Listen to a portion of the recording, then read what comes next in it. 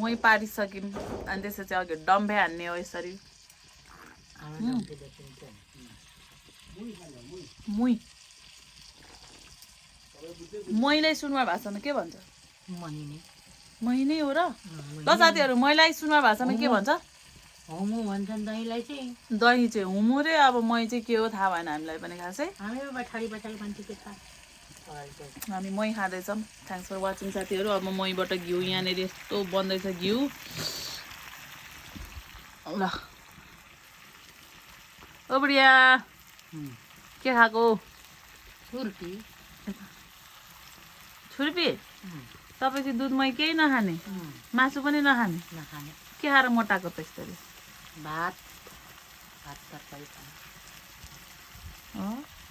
तरकारी खाने मात्रै नै हाम्रो आमा मोटी हुनुहुन्छ यस सन्तोक गरेपछि जिउ चाहिँ खानुपर्छ अनि हामी चाहिँ यो के हालेको घिउ खार्दैछौँ यो घिउ त ढिँडोमा सरप्प खान पर्ने है मिठो हुन्छ र ढिँडोमा कस्तो मिठो हुन्छ लोकल चामल भातमा त झन् घिउ हालेर पकाउनु ल घिउ खाँदैछौँ साथीहरू हामी चाहिँ यहाँ त्यसलाई सुनमा भाषामा के भन्छन् जिल खिर्सो केटो हस्यो जिल वस्यो केसो